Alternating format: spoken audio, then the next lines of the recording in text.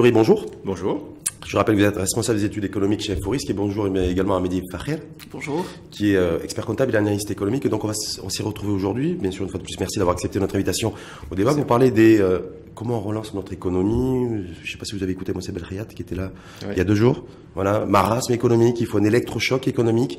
Donc se dire de manière très synthétique, et je sais que vous en êtes chacun largement capable de se dire, est-ce qu'il y a des pistes de solutions? On fait quoi? Est-ce que la situation d'abord elle est compliquée? Est-ce qu'on est en marasme économique? Est-ce qu'on est en panne sèche? Mehdi Fakher, c'est quoi, en quelques mots, la situation, elle est, comment vous la définiriez? Un modèle économique essoufflé. C'est aussi ça. Nous sommes devant un modèle économique. Ça, on le sait depuis essoufflé. un an avec le discours le 13 octobre dernier. Mais c'est quelque chose qui se concrétise de plus en plus parce que nous sommes devant un marasme et un malaise en matière de croissance économique. Nous sommes sur des taux de croissance qui n'obéissent à aucune norme de modélisation. Nous sommes devant un malaise sur le plan confiance entre entrepreneurs, c'est-à-dire au niveau des dossiers entrepreneuriales, les entreprises qui ont perdu confiance. Pourquoi? Ma question c'est pourquoi il y a pourquoi on n'a pas il y a une crise de confiance? Pourquoi il y a une espèce de fatalisme qui s'est installé? Voilà, un petit peu tout ça. Mais alors, Diouri, votre constat et puis le pourquoi du comment. Ouais. Alors déjà le constat, depuis le début des années 2010, il faut se rendre compte d'une chose, la croissance économique a été en moyenne de 3,5%. C'est très peu pour un pays comme le Maroc qui, dans son statut de pays en développement, devrait être à 5-6% au minimum chaque année. C'est pas le cas. En termes d'emplois créés, c'est aussi très faible. On parle de 90 000 emplois créés l'année dernière, c'est aussi très peu. Donc effectivement, il se pose un problème. On n'est pas dans un marasme économique. On est par contre, là où il y a un souci, c'est qu'effectivement notre croissance est fortement dépendante de la pluie et notamment de la partie agricole. Effectivement, dès qu'il pleut pas assez, on voit l'impact immédiat sur notre croissance économique. C'est un vrai problème également. Donc effectivement, tout ça pose un certain nombre de questions. Et j'ajouterai d'autres éléments. Mais oui, simplement, sur ce point-là, la pluviométrie, on le sait, c'est un facteur structurel de notre croissance économique. Mais parallèlement à ça, il y a les alternatives, me semble-t-il, d'un point de vue monétaire, d'un point de vue fiscal, pour booster la croissance. Est-ce que ça veut dire que l'exécutif, il y a un problème de gouvernance politique pour mettre en place des alternatives crédibles et dynamiques pour doper notre modèle économique, notre croissance? C'est là que la pluie, on le sait. Bon, mais ça veut dire aussi qu'on est fortement dépendant d'un secteur en particulier, alors qu'on devrait dépendre d'autres secteurs comme l'industrie, comme les services, etc. Maintenant, par rapport à nos gouvernants, je vais dire une chose très simple. Les différents rapports des grands organismes internationaux, que ce soit la Banque mondiale, l'OCDE, etc., évoque toujours des pistes de croissance et un changement au niveau de notre modèle de développement. Et ça repose sur un certain nombre de points importants. On parle d'innovation, on parle d'exportation, on parle d'éducation. Ce sont des points clés aujourd'hui. Et j'insisterai sur le point qui est, à mon avis, le plus important pour relancer une vraie dynamique à long terme. Je ne parle pas du court terme, mais à long terme, c'est bien évidemment l'éducation des Marocains. Aujourd'hui, on sait que un Marocain moyen passe 5 années à l'école seulement. Et bien évidemment, quand on regarde des petits pays comme la Corée du Sud, Singapour, etc., pourquoi aujourd'hui ils sont aussi innovants et aussi riches? C'est parce qu'à la base, ils ont su éduquer leur peuple. Et ça, à mon avis, on peut pas le faire sans... Bien formé, un pouvoir d'achat aussi qui permet aussi de consommer. C'est les deux. Alors, un pouvoir d'achat, c'est autre chose. Oui. Le pouvoir d'achat, techniquement, sur la croissance, ça a un impact. Mais il faut se rappeler que ce pouvoir d'achat distribué, on va le chercher où? Après, ça veut dire qu'on accroît nos importations, puisqu'on ne produit pas sur place. On accroît nos importations, notre balance commerciale est encore plus déficitaire, et donc ça impacte aussi négativement notre croissance. Ça, c'est sur le long terme. Mais sur le court terme, j'ai envie de dire comment on fait pour relancer tout de suite? Parce que effectivement, remodeler le système éducatif, ça va prendre entre 10 et 20 ans pour que ce soit effectif. Et avec une vraie valeur ajoutée et des vrais dividendes. Mais là, on fait comment là sur? On est en 2018, projet de loi de finances qui va commencer à être discuté dans quelques mois, dans un mois ou deux. Voilà, on fait comment? Alors, juste pour revenir très rapidement sur l'histoire de la pluviométrie. Oui. Vous avez bien raison, parce qu'il y a un problème de gouvernance. Depuis le début des années 2000, il était clair que la sécheresse est un problème structurel, pas conjoncturel. Mais jusqu'à ce jour, jamais un gouvernement, jamais l'appareil exécutif a reconnu que c'est un problème qui est structurel. Donc les politiques de l'État ont toujours renforcé en quelque sorte cette omniprésence et ce poids du secteur agricole comme un secteur qui est prédominant. Donc nous n'avons pas fait le nécessaire d'un point de vue politique publique pour atténuer et pour considérer que la sécheresse étant un facteur qui est plutôt structurel ne pourrait pas nous garantir des taux de croissance, et nous passons de 1,2 à 4,3, pratiquement du simple au quadruple. Ça, c'est quelque chose qui est très très nuisible, et ça veut dire que notre économie, notre modèle économique est en panne et souffre de plusieurs défaillances structurelles. Pour revenir au moyen long terme. On fait quoi? Le débat il est plus large. Qu'est-ce qu'on peut faire là, dans les médias? Il me faut tout d'abord, une vision. Il faut une vision d'un modèle de développement. Non, mais ça, elle est en cours, cette vision. Non, la réflexion est en cours. Elle est très importante. Oui. Attention, un modèle de développement, c'est quoi? C'est 2 piliers. Le premier pilier, c'est le modèle économique. Le modèle économique, il faut absolument des politiques claires, une vision claire pour transformer, métamorphoser notre modèle économique d'un modèle dépendant de l'agriculture, elle-même dépendante d'une pluviométrie imprévisible, vers un modèle industriel, créateur de valeur ajoutée, à forte valeur ajoutée, destiné à l'export. Ça, premier pilier. Deuxième pilier, c'est un modèle économique qui est basé sur l'offre. C'est ça? Bien sûr. La production, la productivité, entre autres. En termes économiques, c'est ça, c'est ce que ça veut dire. Mais donc, du coup, on réoriente aussi tout. Oui, y compris le modèle social. On va tout réorienter, bien sûr. Et fiscal. Deuxième pilier, voilà, on va y arriver. Deuxième, voilà. Donc, tout l'écosystème juridico-fiscal, il faut que ça suive, il faut vraiment qu'il puisse appuyer ce passage qui est tant important parce qu'il va permettre de maintenir une création, il va permettre la création de valeur ajoutée, création d'opportunités et de maintenir une durabilité en matière de taux de croissance. Et ça, c'est quelque chose qu'il nous faut. Amine l'a parce que nous, c'est très fluctuant aussi. Ça fluctue comme 1,2 à 4,3. Oui, ça c'est. Deuxième pilier, le plus important, c'est le pilier sociétal, le projet de société, d'où va découler notre vision de l'éducation. Que veut-on pour le Maroc? Mais on commence par l'économie d'abord.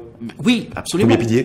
Non, mais les deux, ils sont en symbiose. C'est en symbiose. Mais je veux dire, pour aller vite. Là, absolument. Appuyer l'économie passera par le sociétal et la société. En tout cas, vous. Lorsque j'ai dit société, attention, c'est 2 choses. Tout d'abord, le modèle d'un point de vue éducation, d'un point de vue valeur de production, valeur de solidarité, partagée par l'ensemble de la société. Mais aussi les valeurs aussi de consommation, les valeurs de vivre ensemble. Ça, c'est très important également. Donc, moi, je ne peux pas uniformiser les modes de consommation de l'ensemble des Marocains. C'est la tendance mondiale. C'est faire ancrer des modèles et des modes de consommation.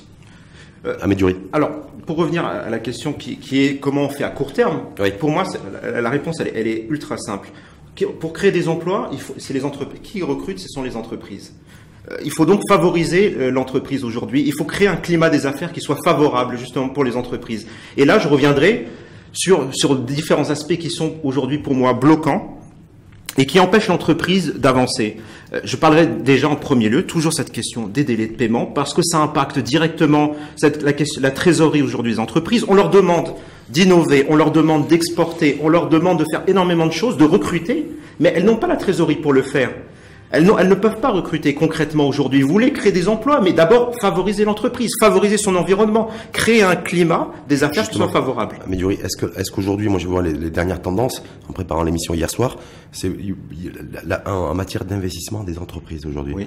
On voit que la prédominance, c'est les entreprises existantes qui ont investi pour un petit peu équiper leur structure interne, et non pas de l'investissement pour de la création. Est-ce que ça veut, comme indicateur, ça veut dire quoi? Alors déjà, je peux parfaitement y répondre puisque je travaille sur cette problématique d'investissement.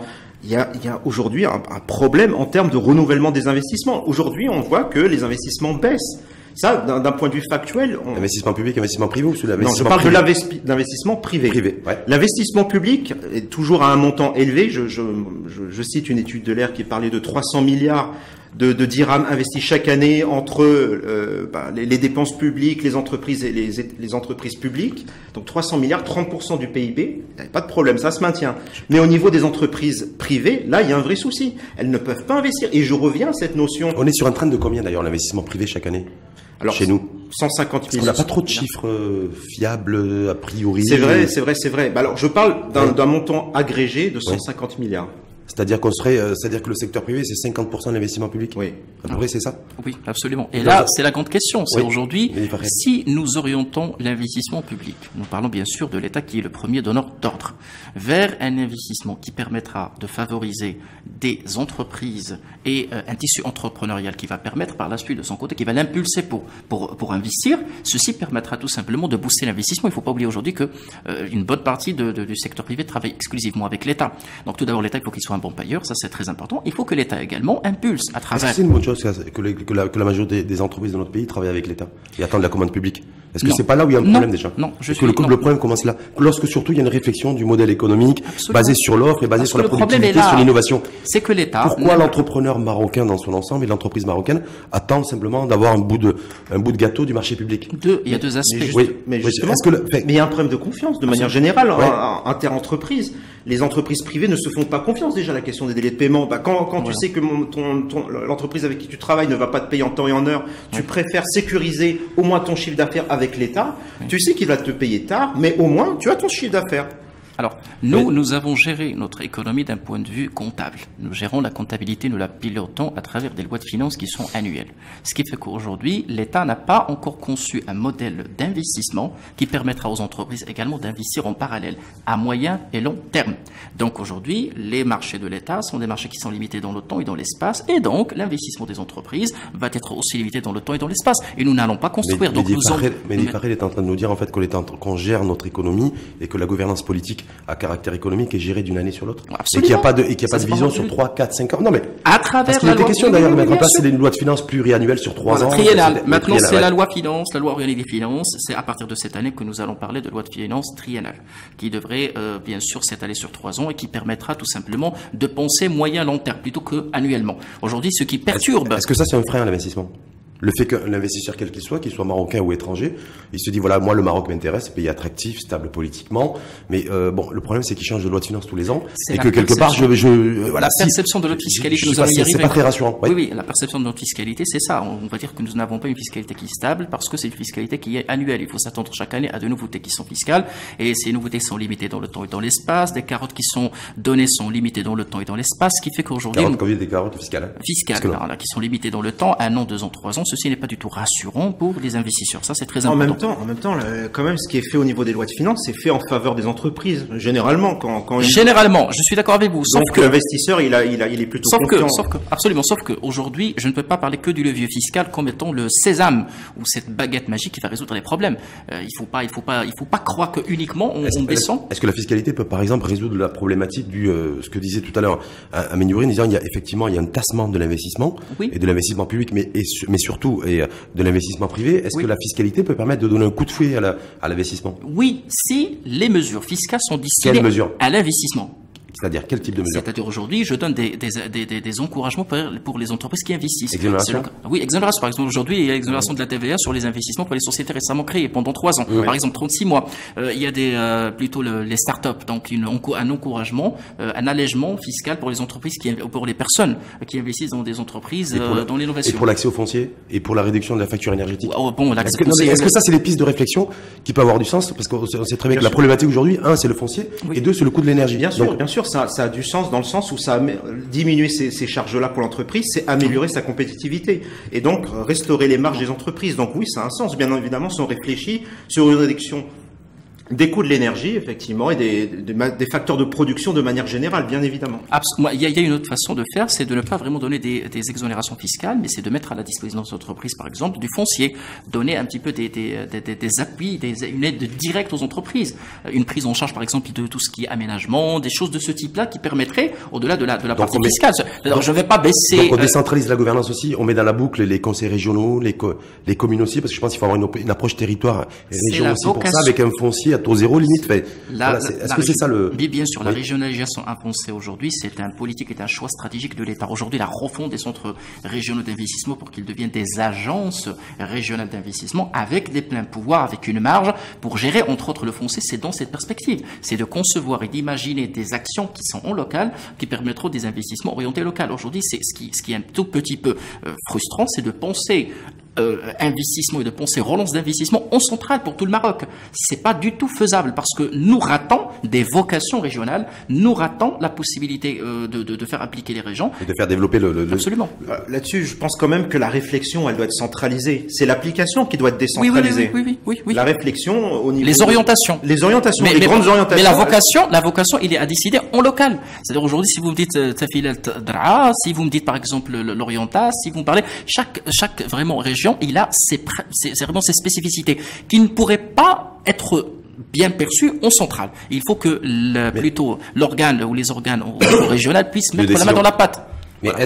Est-ce que la solution passe par le développement des territoires économiques régionaux, ou se dire voilà d'ici 2020, parce que je dois refaire, j'ai un chômage qui est en hausse, il y a une inflation aussi qui s'agite, j'ai des pressions aussi, donc il faut que je fasse repartir la machine. Je vais discuter la loi de finances 2019 dans 3, 4, 5, 6 semaines. Je suis champion du monde au niveau des délais de paiement. Bref, il y a un certain nombre de facteurs qui font que c'est compliqué et qu'il faut en même temps que je relance la machine. Donc je me dis voilà quelle est la marge de manœuvre? Est-ce que l'État a une marge de manœuvre budgétaire par exemple pour laisser filer les déficits pour relancer l'investissement public? Est-ce que l'État est-ce que c'est un petit peu tout ça? La monnaie aussi, il y a la flexibilité qui est en route, il y a une baisse du taux directeur, c'est ça? Sur 2 ans qui est passé de 3 à 2,25. Donc l'argent qui est censé coûter moins cher, mais c'est pas pour autant qu'il y a eu plus de crédits, plus d'investissements. Donc, moi, j'essaie un peu de comprendre. Je suis honnêtement dans le monde où on vit aujourd'hui, les relances keynésiennes, ça ne marche plus. Très clair, remettre de l'argent pour les ménages pour qu'ils puissent consommer, ça ne marche pas. Tout simplement parce que déjà, on va creuser notre déficit de la balance commerciale, qui va peser négativement sur la croissance économique. Plein de pays l'ont fait, ça n'a pas marché. Il faut partir d'une politique de l'offre. Est-ce que ça marche pas sur le court terme?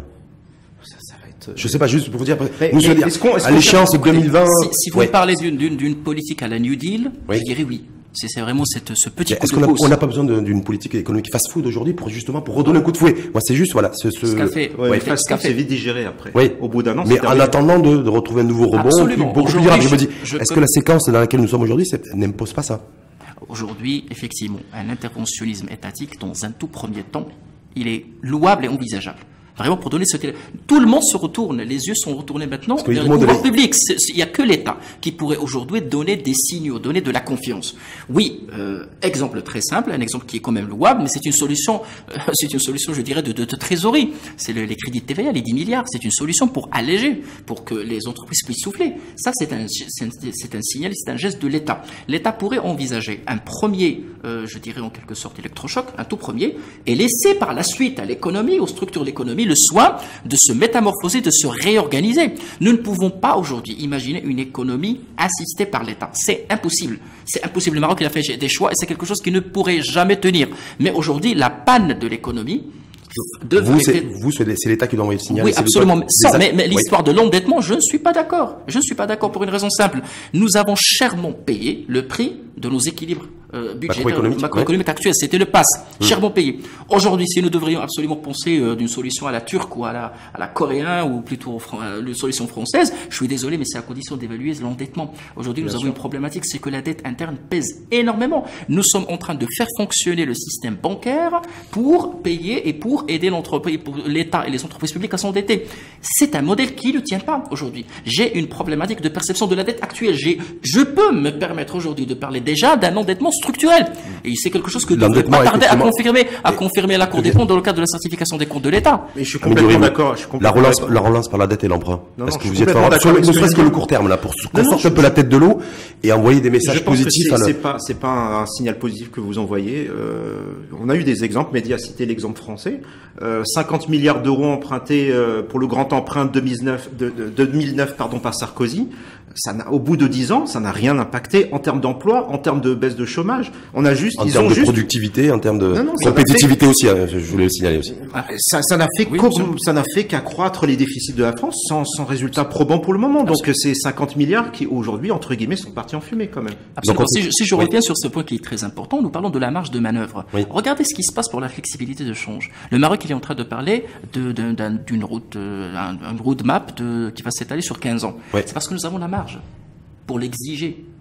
Regardez ce qui se passe en Égypte. Du jour au lendemain, on a épuisé les réserves et donc on est obligé de... Est-ce que là, c'est un autre signal aussi, un autre indicateur Mehdi Fahed, lorsque vous disiez qu'il fallait aller sur un modèle basé sur l'offre, sur la production, et d'avoir aussi une monnaie qui aille aussi dans ce sens. Parce qu'on ne peut pas développer son économie ou booster son économie si on n'a pas une monnaie qui est performante aussi aujourd'hui. Donc j'ai réduit un petit peu la valeur aussi de ma monnaie. Je l'aligne à mon niveau de développement économique pour être plus performant, pour exporter, pour internationaliser les entreprises. Est-ce que c'est ça la logique? Ça, c'est le schéma final. Absolument. Ça, c'est quand on est arrivé à le soubassement théorique de ce choix, parce que concernant la flexibilité de change, c'est la théorie de Mendel. Nous ne pouvons pas avoir les trois à la fois. Politique monétaire indépendante, libre circulation des capitaux et un régime de change fixe. Il faut abandonner l'un des trois pour imaginer un décollage économique. Donc le Maroc, il a choisi d'abandonner le régime fixe, d'aller sur un régime qui est flexible, pour essayer un petit peu de pousser les structures économiques à s'adapter. Comment s'adapter? Tout d'abord en adoptant une politique de risk management, de gérer le risque. Aujourd'hui, c'est une rente économique de rester sur un régime de change fixe. C'est l'État qui gère. Alors, autre chose, nous ne favorisons pas l'industrialisation, nous favorisons le négoce. C'est quelque chose qui n'est pas forcément dans l'intérêt de l'économie. Et autre chose qui est très importante, la valeur de dirham, c'est une valeur monétaire, pas une valeur économique. Beaucoup d'économistes, de praticiens et de techniciens s'accordent à dire que la valeur du dirham, il est anormalement cher. C'est quelque chose qui pénalise l'économie plutôt qu'autre chose. Bien sûr. Absolument. Une monnaie qui était élevée avec une économie qui n'était pas forcément... Bien sûr, ça pénalise les exportations. Une monnaie forte, ça pénalise déjà les exportations. Après, ça ne règle pas la question de la compétitivité d'une industrie versus une autre industrie d'un autre pays. Après, ça, c'est d'autres questions qui se posent. La question monétaire n'est pas centrale non plus pour expliquer le montant de la balance, le déficit de la balance commerciale. Je rappelle quand même 200 milliards de dirhams. Prenez le cas. Qui est structurel. Absolument. Prenez le cas, vous avez parlé de relance. Nous n'utilisons pas une belle carte dont nous disposons, nous, Marocains. C'est l'internationalisation. Regardez ce qu'a fait le secteur bancaire. Regardez les retombées des investissements qui ont commencé. Absolument. Donc aujourd'hui, si la demande intérieure, si le marché marocain ne permet pas de faire évoluer nos entreprises, il y a le marché extérieur, notamment le marché africain. Est-ce que nos entreprises peuvent évoluer si on ne fait pas évoluer aussi, si on n'arrive pas à organiser nos marchés? Les différents marchés, secteurs d'activité, parce que je me dis voilà, est-ce qu'il faut pas déjà avant d'aller de quitter la maison, il faut déjà avoir fait son lit, avoir fait la vaisselle, et ensuite on peut aller effectivement. Déjà, je voudrais reprendre un point ce que vient de dire Mehdi à l'instant, qui est vrai, c'est-à-dire que déjà au niveau exportation, alors il y a une grosse partie des échanges où on est négatif, c'est évidemment l'Europe, etc. Mais il y a une partie où on gagne de l'argent, et c'est aujourd'hui l'Afrique. C'est là-dessus que notre balance commerciale est excédentaire, et c'est là-dessus que la compétitivité du Maroc ressort. Maintenant, je suis d'accord aussi que quand on affronte, je reprendrai l'exemple du textile marocain qui a dû prendre des mesures protectionniste contre le textile turc, tout simplement parce qu'aujourd'hui, il n'est pas compétitif sur son marché local. Comment il peut affronter l'extérieur si déjà lui-même sur son marché local? C'est la Chine. Ça, c'est très important ce que dit. Ça, c'est très important ce que dit Émile, parce que nous n'avons pas un know-how industriel marocain. Nous n'avons pas, nous n'avons pas un savoir-faire. Aujourd'hui, nous nous réjouissons du fait que nous avons aujourd'hui des entreprises qui s'installent au Maroc. C'est excellent, c'est bien.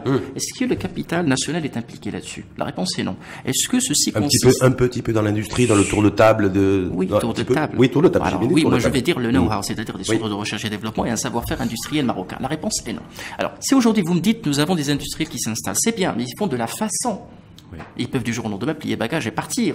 Qu'est-ce que le Maroc va gagner? Nous n'avons ni centre de recherche, ni un modèle, ni un branding industriel marocain. C'est ça la gravité. Attention, il faut qu'on pense beaucoup qualitatif si nous voulons aider notre économie à s'émanciper et à se relancer. Oui. Justement, autre donnée aussi pour relancer notre économie, vous avez vu comme moi que le baril, il a franchi la barre des $80. Est-ce que ça c'est une donnée qu'il va falloir aussi intégrer, parce que beaucoup d'observateurs extrêmement avertis, comme vous d'ailleurs, pronostiquent un baril à $90 d'ici peut-être la fin du Ramadan, voire un début de Coupe du Monde de football. Donc voilà, de se dire avec un baril à $90, la relance économique, si je vous suis, donc pas de relance par l'endettement, parce que on est fidèle au cadre macroéconomique et que ça sert à rien sur le long terme, on fait comment? Parce que la facture énergétique chez nous, c'est un peu plus de $7 milliards annuels, 70 milliards de dirhams. Voilà. L'impact, il est doublement négatif. Il est évidemment négatif sur le montant des importations du Maroc. Évidemment, ça va creuser davantage le déficit. Renchérissement. Bien sûr, c'est évident. Et de l'autre côté, l'autre impact négatif, c'est évidemment le coût pour les entreprises, évidemment, qui s'approvisionnent. Tout le coût des intrants, en fait. Bien sûr, et puis pour les ménages, etc. Donc, ça a un impact direct sur la consommation, ça a un impact sur les intrants au niveau des entreprises. Donc, bien évidemment, c'est triplement pénalisant pour notre économie. Donc, est-ce que c'est encore une autre mauvaise nouvelle aussi pour le gouvernement, celui qui est en charge aussi de relancer notre économie, lorsqu'on a un baril qui est à $82-83 et qui risque de monter en flèche? Absolument. Et là, nous n'avons pas ce que nous appelons une politique risk management claire. De tels scénarios auraient dû être anticipés, prévus et déjà planifiés par le gouvernement. Je ne vais pas attendre à ce que le baril monte à 90%. Il faut que je puisse avoir des politiques de gestion des risques. Nous avons payé cher l'augmentation des prix. En 2008, 2007, c'était à des niveaux qui étaient historiques, $140, je me rappelle. Donc nous l'avons payé très très cher. C'est quelque chose qui a pénalisé nos finances publiques. Je rappelle que juste avant la mise en place de la libéralisation des hydrocarbures, l'État avait pris une prime de risque. Je crois que c'était à peu près 500 millions de dirhams aussi pour se couvrir éventuellement de risques de... Écoutez, monsieur, je vais vous parler de façon très simple. Moi, étant un modeste technicien en la matière, vous ne pouvez pas gérer le risque financier avec un facteur temps qui pèse, avec des structures qui sont des structures conventionnelles orthodoxes. Ce n'est pas par des décrets. Il faut une salle des marchés. Il faut des choses qui réagissent instantanément. Il faut une politique, une banque d'investissement public. Il faut des structures opérationnelles capables d'amortir le choc. Banque d'investissement public. Oui, moi je ne peux pas me réveiller du jour au lendemain. C'est quoi la banque d'investissement public? C'est-à-dire que l'État qui aurait sa banque pour investir? Mais bien sûr, il faut que l'État puisse avoir ces structures pour gérer de façon avec une logique du privé les aspects macroéconomiques de ce pays. Nous n'avons même pas aujourd'hui, si je pose la question, et c'est que j'exclus la position qui est édictée par le Banque Maghreb, mais je n'ai pas une position métier. Demandez aux traders. Il y a une position comptable et il y a une position métier. Aujourd'hui, quelle est la position métier du Maroc? J'en ai aucune idée. Donc aujourd'hui, si l'État veut agir, il faut agir par rapport au temps. Il faut agir instantanément. Il ne faut pas qu'on attend. Et un tel scénario, une flambée de pétrole, c'est quelque chose qui était envisagé depuis des années. Pour qu'on puisse nous dire aujourd'hui que nous n'avons rien préparé. On va dire depuis des mois. Ce qui se passe. Non, moi, dans la pratique, il faut une cartographie de risque, un pays qui se gère. Il y a encore un an, un an et demi, on était à $45 de... Moi, j'irais. Vous parlez du long terme? Vous parlez du long terme? On peut en parler dès maintenant. L'aubaine démographique actuellement, dont on profite pas, et le vieillissement, qu'est-ce qu'on va faire avec? Alors vous pouvez vous allez essayer de construire. L'aubaine démographique, on aurait pu en profiter si on avait peut-être plus d'usines, plus d'entreprises. Si on n'en profite pas sur le long terme, est-ce que c'est un risque qui est géré? Mais juste là, moi je dis un peu sur le court terme, là, je disais, il y a la loi nouveau président à la CGM. Ouais. Bon, je sais pas ce que ça peut donner un peu plus de baume au cœur aux entrepreneurs et pour favoriser, est-ce que ça peut permettre aussi de favoriser l'investissement? Loi de finances, nouvelle loi de finances aussi, les premières discussions, là, voilà. Je dirais déjà par rapport au nouvel arrivant, Monsieur Mézoir, au poste de président de la CGM, je pense qu'il faut rester déjà sur une lignée de ce qui a été fait les années précédentes. Je pense que la CGM a apporté des idées intéressantes, a défendu des idées importantes, notamment par rapport au délai de paiement, par rapport à un certain nombre de choses, favoriser l'investissement, favoriser l'innovation, un certain nombre de choses importantes. Donc, rester sur cette lignée-là et effectivement répondre à des problématiques qui sont aujourd'hui concrètes, auxquelles on n'a toujours pas répondu. J'entendais parler de relancer l'investissement par une exonération de TVA sur les investissements, pourquoi pas. Une application claire et nette. Sachant que c'est une décision qui a un impact direct sur les finances publiques. Bien sûr. C'est un manque à gagner pour l'État. Juste, je veux dire, quand on donne d'un côté, on reprend de l'autre, ça déstabilise. Voilà. L'objectif, c'est quand même de pousser justement l'investissement privé qui aujourd'hui est en panne. Oui. Aujourd'hui. Est-ce que effectivement, l'exonération de TVA, selon vous, Ahmed Diouri, ça peut permettre de doper l'investissement privé? Est-ce qu'on le... Alors, parce que voilà. Pour moi, la question de l'investissement privé, elle est à deux niveaux. Il y a déjà les incitations. Effectivement, on a parlé de la TVA, l'exonération de TVA. Il peut y avoir aussi des crédits d'impôt. Il peut y avoir également des exonérations sur plus-value en cas de revente des anciennes machines. Ça peut être intéressant. Mais pour moi, c'est pas le plus important. C'est pas ça qui règle le problème. Il peut y avoir aussi des exonérations sur les droits d'enregistration. Vous avez vu l'histoire de... Oui, tout à fait. Mais c'est pas ça. C'est pas ça. Moi, écoutez, c'est une exonération qui est saisi. Tout d'abord, moi, je comprends. Tout d'abord, c'est une exonération qui profite à tout le monde. C'est une exonération qui n'est pas limitée dans le temps. Voilà, droit d'enregistrement. Et troisièmement, ces droits sont payés généralement par l'acheteur, pas le vendeur. Par le vendeur. Donc, dans le cas précis, entre le deal SAM et l'opérateur sud-africain, c'était l'opérateur sud-africain qui doit la payer. 400 millions de dirhams, le prix d'une normalisation avec un futur allié sud-africain. Ça n'a pas de prix. Il faut vraiment qu'on raisonne de façon plus objective, plus constructive et qu'on cesse un petit peu d'individualiser et de pointer du doigt des personnes. Ça, c'est nuisible au débat public. Moi, j'aimerais bien que nous puissions parler d'un débat sur les idées. Dans l'exonération des droits d'enregistrement, je crois que ça a été abrogé en décembre 2017, c'est ça? Effectivement, depuis le 1er janvier 2018. Oui, mais ça a été abrogé en 2017. C'était aussi une revendication antérieure et ancienne de la CGM. Mieux encore, nous sommes le seul pays au monde, si j'exclus un petit taux de 0,1% que les Français applique, mais le seul pays au monde qui applique une telle taxe. Donc c'était une vieille revendication de la CGM qui profite à tout le monde. Moi aujourd'hui, qui est expert comptable, beaucoup de sociétés en profitent pour faire du ménage dans leur structure de capital, parce que par le passé c'était pénalisant. À la base, l'idée c'était ça.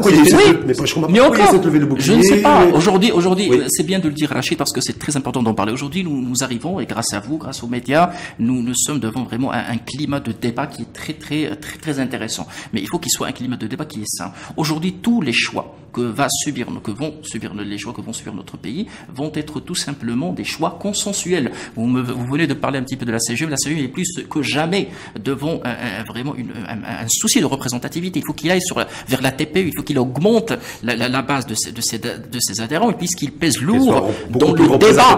Nous attendons une loi sur la grève. Voilà. C'est ça, en fait. Absolument, ça c'est très important aujourd'hui. Si nous n'avons pas un débat constructif, un débat global, nous n'allons pas réussir ce choix. N'attendons pas d'un appareil exécutif de résoudre tous les problèmes. La question de la représentativité, elle n'est pas essentielle pour moi dans le moment, parce que tout ce qui est proposé aujourd'hui, par exemple, je pense notamment les délais de paiement sur lesquels Monsieur Mézoir veut revenir très rapidement. Ça concerne l'ensemble des entreprises et particulièrement les TPE.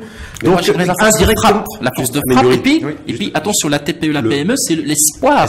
C'est quoi la solution pour les délais de paiement? Parce que tout a été dit, tout a été fait, mais rien n'a été, enfin, tout a été dit, mais pas grand chose a été fait. Mais moi, la question que je me pose, est-ce qu'il y a une solution dans le sens où c'est directement l'État ou ces services déconcentrés qui sont en première ligne? Donc on dit que l'État c'est le plus mauvais payeur. Bien sûr. Mais l'État, est-ce qu'il a les moyens de payer? Est-ce qu'il n'y a pas un problème de trésorerie aussi de l'État? Parce qu'on parle de la trésorerie des entreprises, mais est-ce qu'il n'y a pas une problématique aussi de trésorerie aussi de l'État qui, Mohamed Boussaïd, je pense, a les yeux rivés et fixés sur le cadre macroéconomique. Donc, mais il y a deux questions, ce que vous dites. La première question, c'est la loi de manière générale, l'application de la loi de manière générale, elle n'est pas applicable tout simplement parce qu'il manque un élément essentiel. Quand on met une loi et qu'on met pas de pénalité ou de taux de pénalité derrière, c'est une loi qui est creuse aujourd'hui. Il faut être clair. Donc déjà, le premier travail de l'État, c'est de mettre un taux de pénalité, de faire appliquer cette loi pour tout le monde. Après, la question de la trésorerie, effectivement, est-ce que l'État aujourd'hui, est-ce que les entreprises publiques ont la trésorerie suffisante pour pouvoir régler? De quoi qu'il en soit, c'est un engagement aujourd'hui de l'État. Parce que quand on parlait de l'affaire du groupe SAM avec justement, est-ce que là, si on essaie de poser le débat avec froideur, je crois qu'on va arriver au mois de juin, l'État va avoir un déficit global entre 25 et 30 milliards de dirhams. On risque de finir l'année, je suis pas devin, à autour de 50-60 milliards de dirhams de déficit. Donc à 4,5. Donc je me dis voilà, et c'est effectivement la problématique des délais de paiement. Est-ce que c'est pas déjà une problématique de trésorerie de l'État et de la capacité aussi de l'État à payer sans forcément nous le faire payer indirectement plus tard. C'est-à-dire nous les consommateurs. Il n'y a pas que l'État qui investit, il n'y a pas que l'État qui est retardataire. Tout d'abord, il y a deux choses. Il y a un aspect culturel chez nos entrepreneurs. Il faut qu'on en parle. C'est parfois des entrepreneurs de leur propre équipe qui refusent de payer. Et il y a un aspect lié à des contraintes. D'abord, c'est culturel. Oui, c'est culturel. Moi, je l'ai dit, je le redis. Attention, c'est très important. Je dois de l'argent à Mehdi Fakhel, je ne paye pas parce que culturellement, oui, c'est pas ma culture. Oui, c'est une question de culture. Donc, c'est des questions d'état d'esprit. Mais il faut le dire. Ça, c'est très important. Il y a l'aspect de contrainte que je le comprends et je compatis. Parce que quelqu'un qui attend d'être payé. Moi, j'ai des clients qui vous disent, écoutez, je ne peux pas payer parce que j'attends, voilà les traites, voilà les chèques. J'attends de la part de l'État. De la part de quelqu'un d'autre, privé, État et ainsi de suite. Donc, aujourd'hui, à mon avis, il faut deux choses. Tout d'abord, que l'État vraiment fasse des gestes. Bon, on a commencé avec cette histoire de crédit de TVA, mais ça ne va pas résoudre tout. Ce n'est qu'une solution de facilité. Il faut absolument refondre tout le dispositif de crédit de TVA. Ah oui, c'est juste vraiment une solution limitée dans le temps et dans l'espace. C'est l'urgence, quoi, ce qu'il y a. Oui, parce que 10 milliards quand même. Attention, injecter 10 milliards et s'endetter à hauteur de 10 milliards, ça va permettre de creuser le fameux déficit que vous venez de citer. Primo. Secondo, c'est tout simplement y aller graduellement. Nous avons un tissu entrepreneurial qui est basé ou qui est composé principalement de TPE. Donc, l'idée, c'est de créer un observatoire et d'aller sur des délais annuels, des délais qui sont... Une autre structure supplémentaire. Non, pas sûr. On n'est pas fatigué, la simplification administrative et la réorganisation de... Mais ça, c'est important parce qu'aujourd'hui, je ne peux pas demander à ce qu'on paie à 90 jours, c'est Amélie le mieux placé, alors qu'on a une éternité pour se faire vraiment payer. Alors, ça, c'est hallucinant. Ça ne va pas changer du jour au lendemain. Il faut y aller graduellement. Il y a l'aspect culturel qu'il ne faut pas négliger. Mais je reviens pour dire, voilà la force de la CGM. Là, la CGM, s'il est vraiment représentatif de tout le tissu entrepreneurial, il va permettre d'imposer ses règles. Il va permettre un petit peu d'inculquer. parmi les idées maintenant que la CGM compte mettre, c'est un petit peu la charte du bon payeur. C'est un petit peu la symbolique. On est en train de jouer sur le symbolique, sur le culturel. Ça, c'est aussi important. Voilà pourquoi je dis, c'est Rachid, que sur tous les problèmes de notre pays, vous parlez d'éducation, il faut des assises nationales de l'éducation. Il faut des assises pour qu'on se mette d'accord. La consommation, des assises nationales. Beaucoup de débats pour qu'on se mette tous d'accord. Toutes parties prenantes, pas uniquement l'exécutif. Moi, j'ai horreur aujourd'hui de me dire, il faut que le ministère des Finances fasse ceci, il faut que le ministère de l'Emploi fasse ceci. Oui, mais l'appareil exécutif, ce n'est qu'une partie. Il faut qu'on se mette d'accord tous sur des idées, qu'on se mette d'accord sur la manière avec laquelle. C'est-à-dire qu'on prend le temps de réfléchir, mais il faut surtout agir. Réfléchir. Parce que je crois qu'on passe tout le temps de croiser les réflexions, mais de pas forcément agir. Si vous me dites réfléchir et étudier tout simplement et reprendre les rapports des institutions internationales, ça c'est une bonne, ça par réflexion. Si vous me dites que j'ai constitué un groupe de travail avec des consultants internes ou externes au niveau d'un ministère, ça c'est pas une manière de travailler. Mais si vous me dites je vais convoquer, prenez le cas de la fiscalité, des assises de la fiscalité, ils ont permis des avancées quand même, considérables, pas considérables, on parle de pas se mettre d'accord sur le rythme, mais voilà quand même, nous sommes en train de faire le pas sur certains sujets. Juste pour conclure, parce qu'il nous reste deux petites minutes sur la loi de finances 2019. Il faudrait y voir quoi? Qu'est-ce qui est nécessaire, sachant aussi, je ne vais pas revenir sur l'histoire du boycott, il y a toute une atmosphère aussi sociale un peu compliquée que le gouvernement se doit aussi de gérer, à mon avis, voilà. Je sais qu'il y a plein de débats qui vont sortir en disant, voilà, il faut redonner du pouvoir d'achat, d'autres qui vont sortir en disant, il faut revoir, il faut donner, on est pour une hausse des salaires généralisés, voilà. Est-ce que c'est ça qui va fleurir dans les prochaines semaines? Mais vous, est-ce que là, ça va être des choses aussi qui vont être, on va dire des choses pour faire plaisir un petit peu à tout le monde, mais qui ne vont pas servir la relance économique? Alors, je pense quand même que, il faut savoir qu'on est dans une dynamique ces dernières années avec le dernier gouvernement qui est de favoriser un certain nombre de critères du classement Doing Business. Il y a un certain nombre de points sur lesquels le Maroc n'est pas bon en termes de climat des affaires. Je pense notamment sur le côté financement et particulièrement la question des nantissements tout ce qui est actif de l'entreprise, qui devrait favoriser justement l'accès au financement. Il y a des lois comme ça qui sont attendues, qui devraient être faites très prochainement, justement qui visent à améliorer notre classement. Donc ça, à mon avis, c'est ce qui va arriver dans les prochaines semaines et qui sera certainement débattu lors des lois de finances. Maintenant, sur les aspects fiscaux, évidemment, toujours favoriser l'investissement. Alors, est-ce que pour vous, par exemple, il est nécessaire d'avoir un abaissement de la pression fiscale sur l'investissement, sur le capital? Est-ce qu'il y a des choses là? On est aujourd'hui, la première décision qu'a prise Donald Trump au niveau des États-Unis, ce qui était prévu d'ailleurs dans son programme électoral, c'est de revoir à la baisse un petit peu l'IS, l'impôt sur les sociétés. Est-ce que là, c'est quelque chose, selon vous, Amine, qui devrait figurer dans la prochaine loi de finances aussi? Alors, pour dire, voilà, envoyer un signal. On a déjà commencé avec la mise en place de l'IS progressif. Oui, mais bon, l'IS progressif, il a du mal à progresser. Selon mes informations, je ne sais pas, après vous avez peut-être d'autres informations. Ça quand même en 2019, pour le juger, parce qu'il il ne sera applicable qu'à compter de l'arrêté de 2018. Voilà, mais apparemment ça prend pas trop là. Mais en théorie, le taux marginal de l'IS va baisser. Oui. Maintenant, la question c'est, est-ce que effectivement c'est une question qui doit être posée dans les années à venir, qui doit continuer? Non, mais simplement de me dire, est-ce qu'on peut, nous, au Maroc, avoir un IS qui soit supérieur à celui des États-Unis, par exemple? Est-ce que ça, vu notre niveau de développement, en pleine réflexion de modèle économique, après, est-ce que voilà, je dis pas. Mais c'est une question de ressources après. La question est légitime d'abord de se dire. Nous sommes un pays fiscaliste.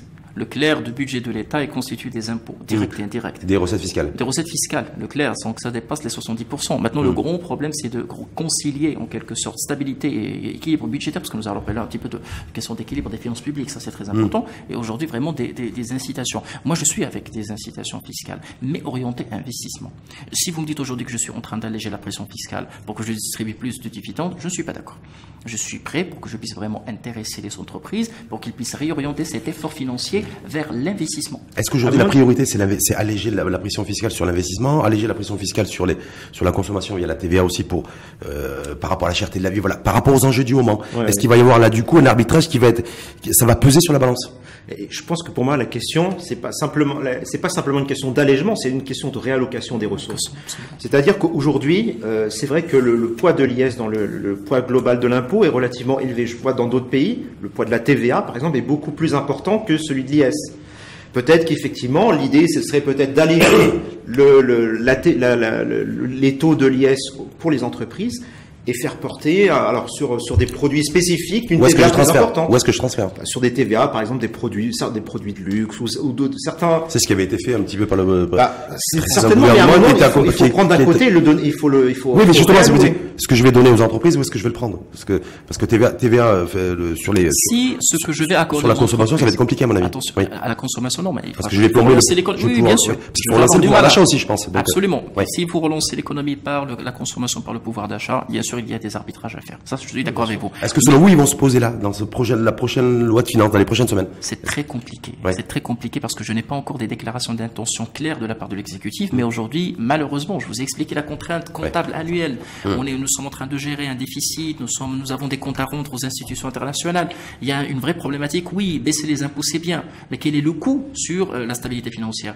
Nous risquons par la suite d'être amenés à suivre vraiment des directives ou des instructions qui sont très douloureuses de la part des institutions internationales. Si je baisse les impôts, j'aggrave les déficits. Si je baisse les impôts. Et l'argent que j'emprunte va coûter plus cher au niveau des services de la dette, c'est ce que vous êtes. C'est ça, en fait, Si je le baisse les impôts sur les Ouais. ménages pour relancer l'économie, pour obtenir plus d'impôts de la part des entreprises, je suis d'accord. Si je baisse les impôts pour que je puisse alléger les structures de l'État également de l'autre côté, attention, parce que si je vais permettre aux citoyens d'avoir une meilleure marge de manœuvre sur le plan financier pour se payer d'autres services, le service de l'éducation et de la santé en l'occurrence, ceci va permettre d'alléger les structures de l'État.